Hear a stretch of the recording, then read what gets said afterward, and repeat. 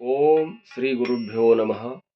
ಶ್ರೀಮದ್ ಭಗವದ್ಗೀತಾ 7ನೇ ಅಧ್ಯಾಯ 3ನೇ ಶ್ಲೋಕ. ಮನುಷ್ಯಾನಾಂ ಸಹಸ್ರೇಷು ಕಶ್ಚಿದ್ ಯತತೆ ಸಿದ್ಧಯೇ ಯತತಾಮಪಿ ಸಿದ್ಧಾನಾಂ ಕಶ್ಚಿನ್ ಮಾಂ ವೇತ್ತಿ ತತ್ವತಃ. Hardly one among thousands of men strives to realize me. Of those striving yogis, again some rare one, devoting himself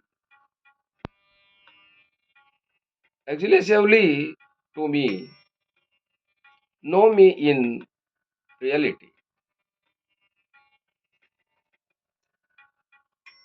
ಪ್ರಯತ್ನ ಮಾಡತಕ್ಕಂಥ ಸಾವಿರ ಮನುಷ್ಯರಲ್ಲಿ ಒಬ್ಬನು ನನ್ನನ್ನು ತಲುಪುತ್ತಾನೆ.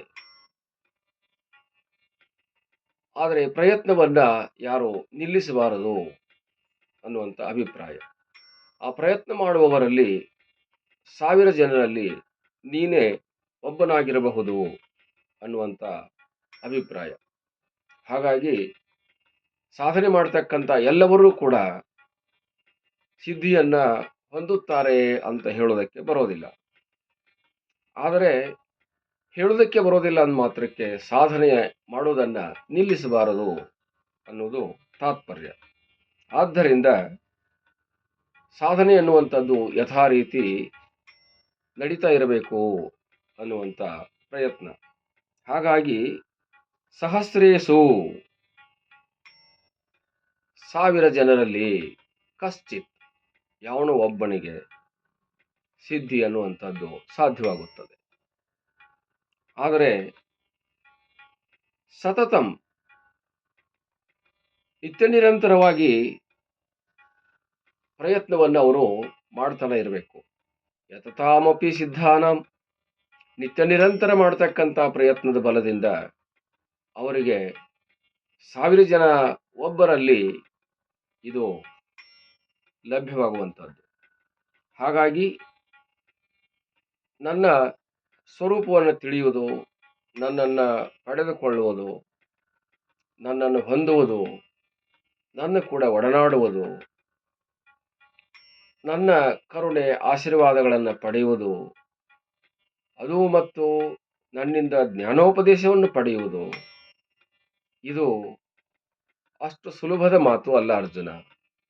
ನಿನಗೆ ನಾನು ಸಿಕ್ಕಿದ್ದೇನೆ, ನಿನಗೆ ನಾನು ಉಪದೇಶ ಮಾಡ್ತಾ ಇದ್ದೇನೆ, ನಿನ್ನ ಜೊತೆಗೆ ನಾನು ಇದ್ದೇನೆ, ನಿನ್ನ ಸಹಾಯಕನಾಗಿ ನಾನು ಕೆಲಸವನ್ನು ಮಾಡ್ತಾ ಇದ್ದೇನೆ, ನಿನಗೆ ಬೇಕಾಗಿರ್ತಕ್ಕಂಥ ಎಲ್ಲ ಅವಕಾಶಗಳನ್ನು ಒದಗಿಸಿ ಕೊಡ್ತಾ ಇದ್ದೇನೆ, ನಿನ್ನ ಶ್ರೇಯೋಭಿವೃದ್ಧಿಯನ್ನ ನಾನು ಬಯಸ್ತಾ ಇದ್ದೇನೆ.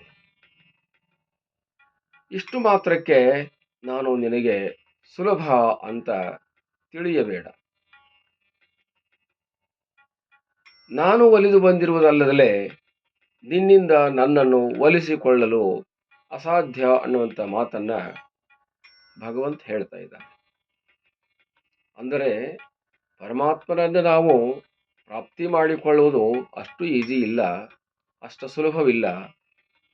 ಪರಮಾತ್ಮನು ತಾನಾಗಿಯೇ ಒಲಿದು ಬಂದರೆ ಅದು ನಮಗೆ ಬಹಳ ಸುಲಭ ಅನ್ನುವಂಥ ಅಭಿಪ್ರಾಯವನ್ನು ವ್ಯಕ್ತಗೊಳಿಸಿದೆ.